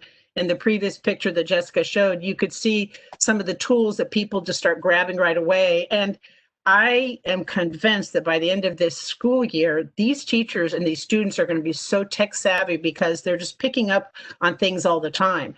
How do you keep children's attention? What resources do you need for them to look at? How can you make it interactive? And so the delivery of this model is really fascinating. And when you watch the classes, these teachers have these kids engaged. They're sitting looking at their computer, and the teachers are saying eyes on the computer, and they're calling out kids, and it's very exciting. We are only in week 2. So is it 3? Might be 3. It's 3. We're finishing up week 3, but it's going very well. And it's quite amazing how dedicated the parents are to make sure that this works. So let's go and look at one more slide, and we'll talk a little bit more about this, Anne Marie. So here you can see a little bit of some of our teachers. We blocked out some of the students' faces in this picture here, but you might be curious as to how we set this all up. And so we know very much that these parents were very intent upon their children staying at home for a number of different reasons. And so we tried to focus on the parent partnership right from the start. So when this was advertised, parents had to sign up that they wanted their child to be in dual language immersion instruction, that they didn't want them to go school face-to-face. And so we had webinars to explain to the parents what would be the dual language immersion virtual academy. We had a formal sign up online through Scribbles. It's an online platform. We followed up with each family to make sure that they truly wanted to be in the program. We followed up with the schools to make sure that the schools knew about these children, and everybody agreed, from the data manager to the principal, that we had the right group of children. And then we had meetings with the parents to make it very clear what our expectations were. We had a variety of programs from school to school, where, as I mentioned, some of them may have been doing live streaming from day one.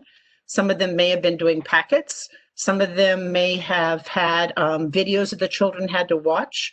And so there was a variety of things. But in this model, the children are expected to be online a number of times during the day. So we start at 7:30 in the morning with a morning meeting. We continue online into some language arts classes. Students may go off as there's a small group instruction. Students then would come back for their small group instruction. There might be a break. There might be a brain break like we've had here for dancing. There might be independent time. But throughout the day, there's quite a lot of active activities going on back and forth all through online. We had an open house so that the parents could meet the teachers and students could meet the teachers. As you can imagine, these students have known each other in our schools since kindergarten, and now all of a sudden they're with children from all across the county. And so we tried to focus on the first 2 weeks, making sure that students could connect with their teachers, parents could find resources and support them where necessary, and help to build a sense of community, because we wanted these kids to know each other and like working with each other and feeling comfortable. You know that learning in general needs to be a safe place. So how do you make that happen online? How do you handle the shy kids? How do you handle the kids that are having trouble connecting? So we worked a lot with that, and our open house helped introduce that. We even created mascots for every grade level so that they could kind of have an animal of something in common, because now it's not going to be the Marvin Mustangs or the Shiloh Bulldogs or things like that, where every school has their own colors and identity. So we tried to bring the kids together, and we're getting ready for a curriculum night next week, and we're going to have progress reports before we know it. Anything you want to add to this page here, Jessica, before we move on? This was just wanted to mention that this picture is actually of our open house. We did those by grade level, and our Spanish and English teachers were together. It was a good opportunity to just meet the parents before we got started, to answer any concerns or questions that they may have had. All right, we can go ahead to the next slide. And this is just going to show you an example. So I mentioned, and I think this next piece we're entering into of our presentation, we want to just talk to you a little bit about what some of our tools for success have been.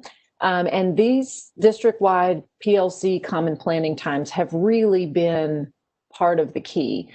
So if you take a look at this, this was just a quick snapshot of planning for this week. And this is a multi-page document. All of our teachers meet together, they work on this. And as you can see, it's based on the standards. They put links to anchor charts on there. They work on purpose statements. They create slideshows together. And these planning documents, I mean, this is what the teachers are using to plan their daily lesson. And so it's great that our virtual academy teachers have this district-wide PLC that they're already connected with. This has been the true work that has made this move forward as well as it has. And then I'll just talk through some of the other resources. So if you want to go ahead to the next slide, we are using Canvas as our learning management system for all of our students. We had already been using Canvas. Our K-5 teachers had kind of been dipping their toe into Canvas, and we kind of just shoved them over the edge of the pool, all the way down into the pool. And we've thrown them some life rafts as well. We have lots of professional development that we have offered. In fact, we open up new modules in Canvas that's about how to use the program and different strategies. Every Thursday, at least 2 new modules are open that are professional development for teachers. So we worked together. Actually, Andrea worked with the teachers to create a common landing page. DLI Virtual Academy student, when they open their Canvas courses, their page looks the same. That was helpful for our families, knowing that a lot of families have multiple students. And so trying to navigate all of those different pages, it was important for them to have a similar look. We, as a district, a lot of districts have, we've heard there's Google Meet, there's Microsoft Teams, there's Zoom. And in all honesty, we as a district have moved forward mostly with Microsoft Teams, but our teachers were very comfortable in Zoom, and we did not feel that forcing them to use a new tool like Microsoft Teams was a good idea at this time, because they just weren't as comfortable with it. I don't know that if they may switch before the end of the school year, but they were all very comfortable with Zoom. So we said, you know what, go ahead and continue to use Zoom. They liked the breakout feature option. They liked the control that they had over their students. And so they are using Zoom. They're recording all of their online lessons, and they're posting those in their classroom for their students who may be absent or who just feel that they need to go back and watch something. So that's all there. You can go to the next slide. And some of these resources were already in place. So we do purchase RAS Kids, RAS Plus actually, for all of our immersion teachers. And that actually, we only used to provide reading A to Z benchmarking for our teachers as a common way to benchmark across all of our grade levels. But with COVID and at the beginning of the year, with so many students being home for at least part of the week, I convinced our district to buy the full RAS Plus so that kids could read books online. We've also purchased some licenses for some of our English teachers for reading A to Z because they feel that being in alignment and having fewer programs for parents to access is helpful. We chose iStation as a district this year for our universal screener for reading, but we also have purchased iStation for our K-2 teachers in Spanish, so they do have access to that. We use Dreambox as a district, and of course you can put that in Spanish, which is fantastic. NCASE are the Case 21 benchmarks. We, as a district, pretty much use the NC check-ins. And the way that we did this virtual academy logistically was not to actually move students out of their home school. So they're still actually part of their home school. And we didn't even mention this, but they get all of their supplemental services like AIG, ESL, any EC services that goes through their home school. And all of their specials, art, music, PE, that is through their home school as well. And whatever those home schools are doing with the other virtual students, our virtual academy for DLI, they also take part in that. And so with the way that NC Test works for students who are at home, having kids in 12 different Power School rosters would make that really challenging for our teachers. So we made the decision not to use NC check-ins with our DLI virtual academy students. And instead, we're using the Case 21 benchmarks, and this is provided through our partnership with Participate. It's part of our contract with them. So we just made the decision that we are going to use that, and we're sharing the data back with those schools. And we've kind of created our own little mini school at the district level for DLI Virtual Academy. We are trying to figure out how to make some of this a little bit easier through iStation and Dreambox, because teachers do have multiple classes in there since everything feeds from Power School and we use Clever. So that's been challenging. Our English teachers use Myon quite a bit. This is online books. There are some Spanish books and there's some bilingual books. So our Spanish teachers can use them.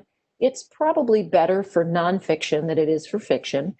And starting last year, we started using Sora, which, if you're familiar with Overdrive, the Sora is the school-based version of that. It's the parent company, I believe, is Overdrive. And the public library here uses Libby, which is also part of Overdrive. That's the public library component of it. But it's also online books that students can check out. There are also audiobooks, and you can connect this. So we purchased some as a district, but you can connect it to we've connected it to our local public library, and it filters just for elementary because our students are listed through the elementary piece. And you can also connect it to the North Carolina Digital Kids Library that's at the state level. And so they have even more books that they can check out online. So we felt that these resources were really important. We didn't send home classroom libraries with each of our students, so we knew we had to have something that was virtual. I will say that the last couple of days, we've spent stuffing bags, and this morning I think I drove to 6 or 7 different schools dropping off bags for students with their name on them. We did get whiteboards for every student. Every student got a couple of markers. Our kindergarten students got some Play-Doh that our teachers will be using. We found some wipe-off math boards with 10 frames and 1 to 120 number charts and different things like that. Our teachers laminated some different pieces. We had some cards that our students are going to cut out that have their class mascot on them, have little symbols like I have, a thumbs up or a thumbs down, things like that they can use to interact with their teachers. So we dropped those materials off. Parents will be driving through starting tomorrow to pick all of those up.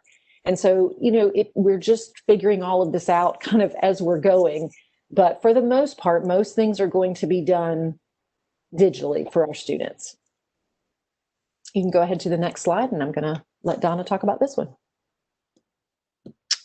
So it is pretty exciting to visit the classes online and see how things are working.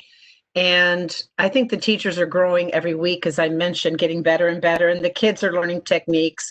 And it's amazing to see the children get confidence, being able to interrupt their teacher and say, "Excuse me, you wrote the number 3 2 times. What about happened to number 4?"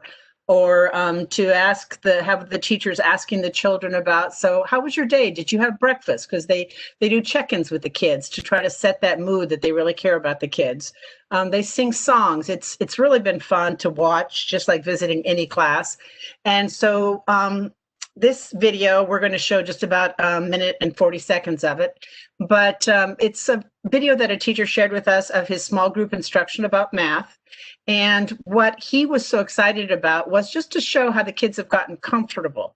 They were making jokes in math. He would very simply give them a math equation, and they would have to make up math problems. And to us, that is the beauty of immersion. These kids are inventing sentences about monkeys jumping from tree to tree and people eating 42 pieces of pizza because they need to come up to something to match their math problem. And if you've ever studied a second language and tried to figure out how to explain irregular conjugations or anything, how to explain it about a language, it's very complex. And so if you like listening to kids in another language, you'll perhaps just go, "Oh my gosh, that was irregular preterite. That was an indirect object." Or at the same time, you might also go, "Oh my gosh, that's not a subject verb agreement, or that's not an adjective agreement." But anyway, we wanted to share this with you, and hopefully just seeing things in action would give you a little bit more of an idea. And so we'll talk about it in just a minute, but Anne-Marie, if you would play it, and we'll reflect after you play it for a minute, 40 seconds, and I'll be quiet. And I just, before you play it, Anne-Marie, sorry, I did want to mention, if you don't speak Spanish, a couple of the things you can look for in the video, I think you can see just within a very short time, and this teacher sent this to us at the beginning of the week, this week. So he had been with this group of students for only 2 weeks. It's students from our highest poverty schools, Title I schools, all the way to our wealthiest schools. They're all together in a classroom. It's really a beautiful thing to see, and to see the students smiling and the teacher smiling, and you can kind of see the kids kind of interplay back and forth. There's some native Spanish speakers and there's some non-native Spanish speakers. So even if you don't speak the language, I hope that you'll kind of just see how this is starting to develop.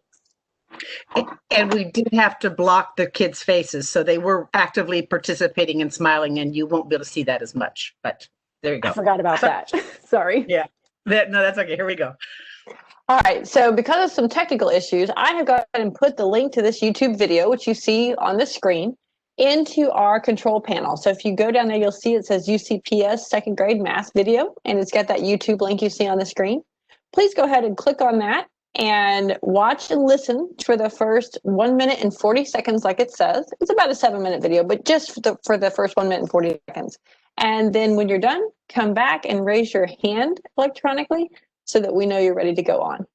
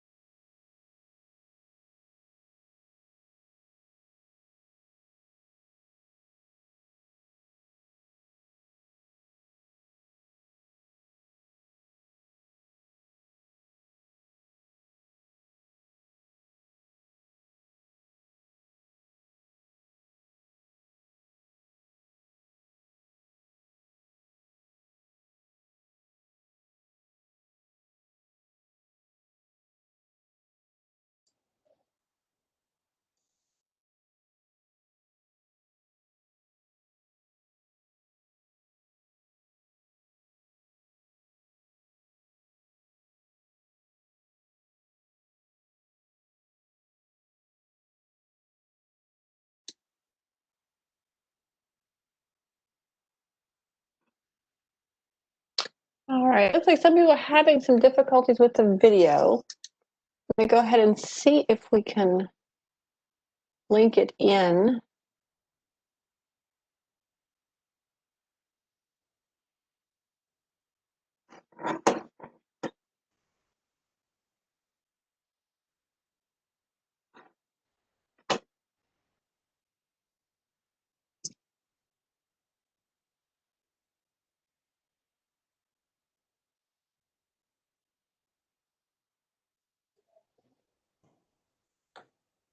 There isn't any sound coming through.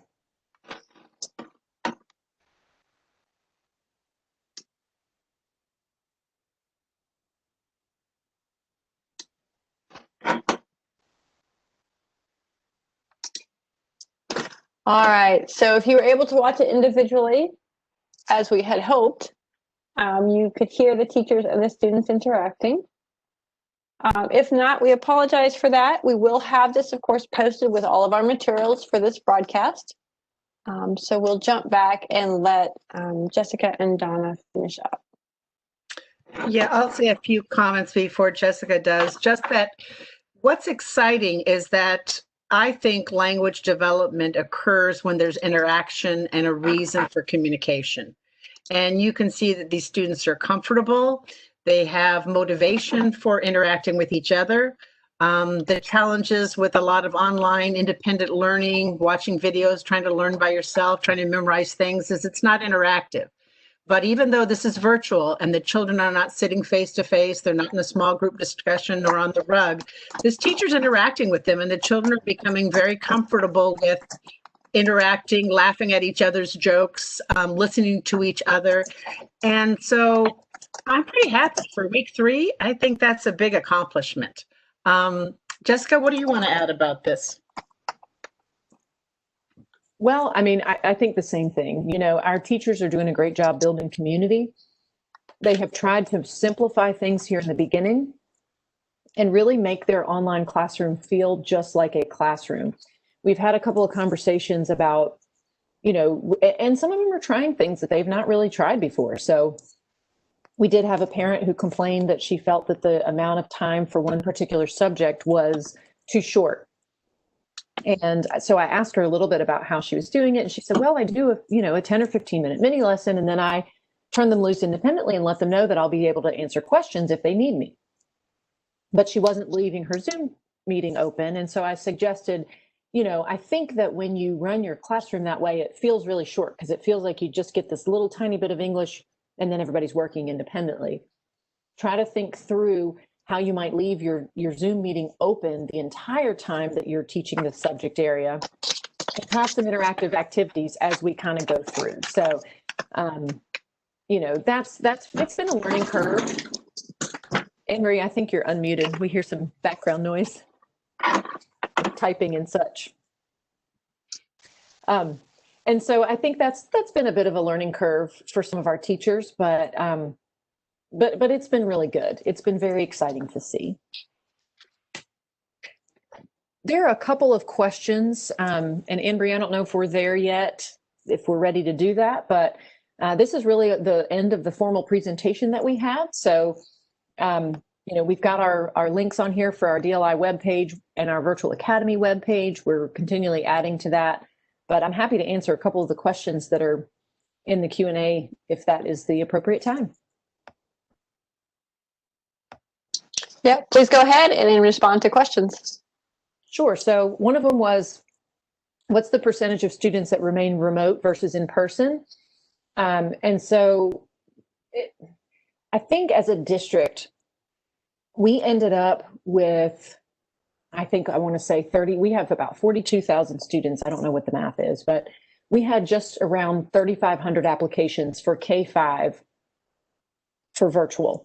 And, you know, out of that 42,000, you can imagine about half are elementary. So about 21,000. So just around 15%-ish remained remote for when we switched to Plan A.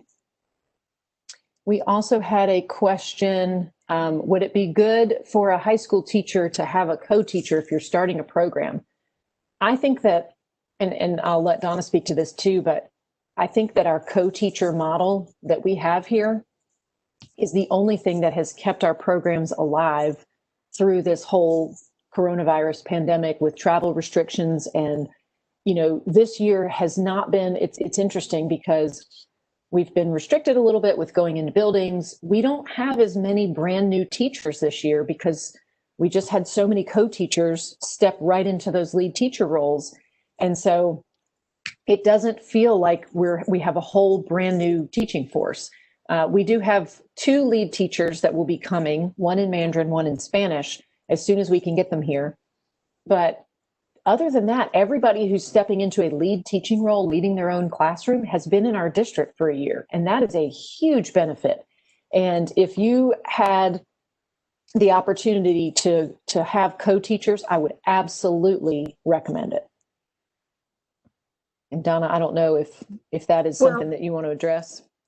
One of the things that Jessica's saying that I think is really valuable to think about is that I may be fluent in Spanish and come from a native Spanish speaking country, and I may have the academic vocabulary that's needed to teach science and math and all sorts of important things. And I've had good professional development, but I've never taught in the US before. And you know that just moving from district to district or school to school, that there's cultural issues. And so learning to figure out how we teach in our specific country has been valuable. And that's the benefit of being a co-teacher. In some of our co-teach programs, a co-teacher might just support kindergarten.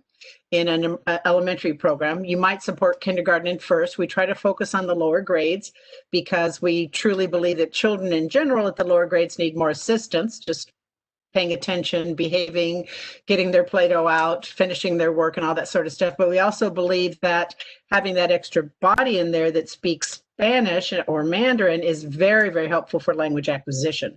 So the more the more speakers that children can talk to, we think that's better for the students. And so, as Jessica mentioned, it's very helpful when those teachers now start year 2 and they've had that experience of not being thrust into independently having to lead instruction by themselves and learning through trial and error. So we are very grateful for having had co-teachers this year. When we looked at some of our priorities for our district, our elementary principal said, I will make sacrifices if I have to. I want to keep the co-teachers. That's a very, very valuable part of our program.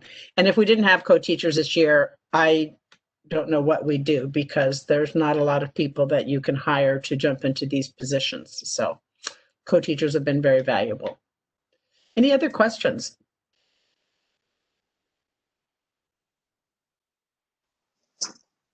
Okay. Well, thank you so much. There are no other questions, and I'm looking at our time, so I think we're going to wrap up quickly. But again, thank you, Union County Public Schools, both Donna and Jessica, for sharing all the lessons learned, and please send our best wishes to Andrea as well. I know she was part of your team putting all of this together, and I wish she could have been with us too. All right, well, thank you for your sharing. And like I said, we're going to go ahead and finish up here with my colleague, Ivana Manthor-Anderson, about PD for DLI educators. Wow, so many exciting things, Chatham County and from Union. That is just awesome to hear all the great things that are happening. So we're going to tell you about a little bit of information about some of the PD that is available. So if you go on to the next slide, book studies. We know some of you participated with us when we did the online version with facilitator-led Blue Book, but you can continue to access the wonderful information in the Thomas and Collier Blue Book, the first in the series, through the online Canvas course. This is available to all of our North Carolina educators through the NESIS or home base. We kind of use those interchangeably. But if you go to our website, you can see the circle at the top of the book study page that shows you where to click to get the instructions. So as a North Carolina educator through NESIS or home base, but for anyone out there, you can actually download the entire course from Canvas. One of the exciting things to know with the book, you can now get the book as a printed book or an ebook, and also they now have some new videos of Thomas and Collier actually talking about the materials in each of their books. And as you can see in the little box at the bottom, we are so excited that we have over 100 people enrolled right now in this book study. And also the book is available in English and Spanish, so you have lots of different options.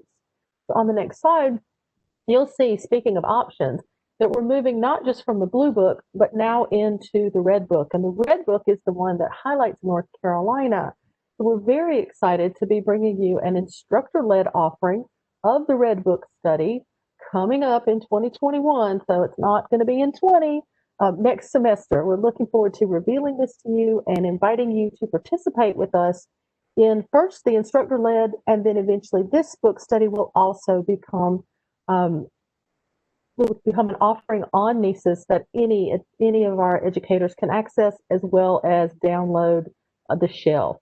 And the long-term plan includes the entire Thomas and Collier book study series, the green, the tan, and then finally the purple, which I believe is the one that was mentioned earlier, talking about working in secondary schools, middle and high school. So some real exciting things happening with our book studies. We also want to tell you about things that are happening in North Carolina. So many of you may have attended the the fall Flank Conference, and we're looking forward to the spring conference, which is the best of the best from the previous conference. And so we're very excited on February 27th to have the virtual opportunity to attend the spring conference. And we know that many of those sessions are our DLI presentations. That is the official home for DLI in North Carolina. So we encourage you to get that date on your calendar, and we look forward to seeing you at Flank. We also want to move into some other professional learning opportunities that are available. And if you go ahead and click those details, we have both the Center for Teaching for Biliteracy and Dual Language Education of New Mexico offering a number of different things that you can tap into to learn more about biliteracy, to attend webinars, to attend training sessions. And so when this is posted, you'll have the opportunity to click each of those links and go a little bit deeper into the offerings that are available. Some other things that are available are the actual conference. It also will be virtual, November 20 through 22nd, so coming up very soon. You have the link there for that conference, and we look forward to hearing them as they share information about a number of things, but including sharing information about the national updates to the Seal of Biliteracy. So we'll look forward to hearing that information. We also have the 8th International Conference on DLI Education, at this point still going live in Salt Lake City, Utah, March 3rd through 6th. So some of you may remember not long ago we had the 7th International Conference in Charlotte, North Carolina. And we know a lot of you were involved, and we hope you'll be involved as well. And we will keep you posted if it changes to a virtual or a hybrid offering. So one organization that has gone to a hybrid offering is NABE. NABE was originally scheduled for November, and it was their 50th anniversary. So they have actually changed the dates and gone to April 28th and 29th with their pre-conference on the 27th. And they're actually going hybrid. They're going to do some on-site and a great deal of online. One of the things, if you look at the top of the screen, that they've been doing to support educators through September and October is what they call the NABE Slow Institute, with 1-hour sessions twice a week, 45 minutes. And these, although the sessions have finished, they are available on demand through December 31st. We wanted you to be aware. The hyperlinks are included in each of the pictures on this slide. And the last piece on this slide is the NELPA conference. The NELPA conference, once again, is in collaboration with the pre-conference day of NABE, and that also is hyperlinked, and that is April 27th. If you go to the website for that, you'll see there are some logistics that are a little bit different, but they also will be offering for almost a month before the 27th of April, webinars online working up to that. So some exciting things happening in the field. The next slide. So the webinar series, you guys came to the summer in September. You've just finished the fall, and these are both archived. We hope you have on your calendar already the February 11th winter offering, and then also the April 22nd spring offering.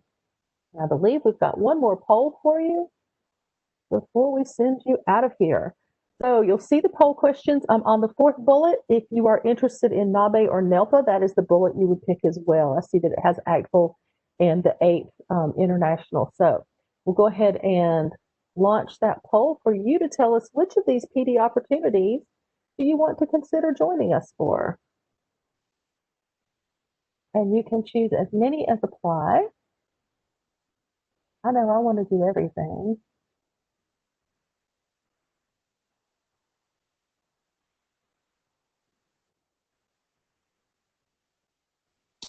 We've got a few more seconds left.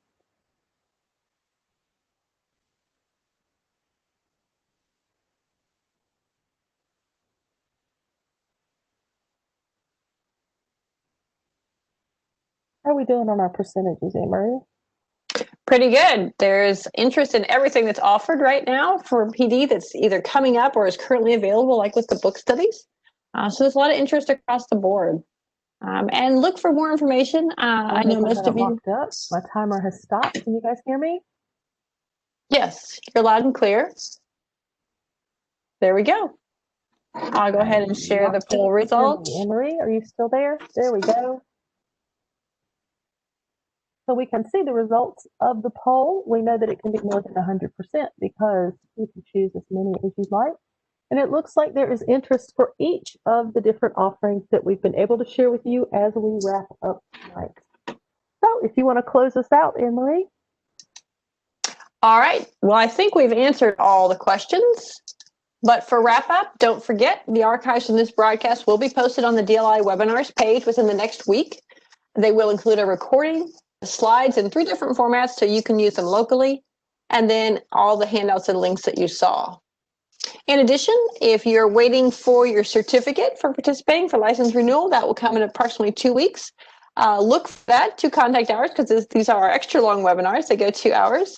It comes in the form of an email with an attached certificate. So be sure you check for that. And remember that local education agencies or districts and charter schools must approve professional development offerings, as with all things. And I'm back now. I don't know when I disappeared, but thank you so much. I lost sound. So we can hear you throughout, and we want to thank everyone for joining us today. Everything that we do and share across the state to support DLI programs is, of course, posted on our NCDLI site. You see that's bit.ly/NCDLI site. And then you see our names and email addresses if you want to contact us as co-leads of our state DLI team. Thanks, everybody. Have a great evening.